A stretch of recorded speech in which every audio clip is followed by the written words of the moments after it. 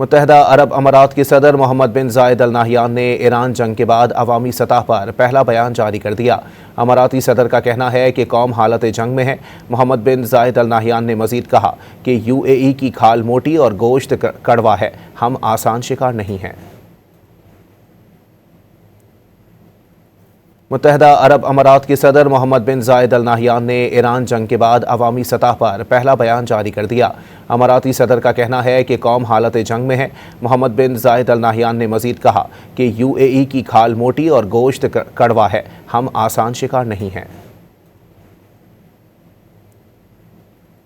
मुत्तहदा अरब अमारात के सदर मोहम्मद बिन जायद अल नाहयान ने ईरान जंग के बाद अवामी सतह पर पहला बयान जारी कर दिया। अमाराती सदर का कहना है कि कौम हालत जंग में है। मोहम्मद बिन जायद अल नाहयान ने मजीद कहा कि UAE की खाल मोटी और गोश्त कड़वा है, हम आसान शिकार नहीं हैं।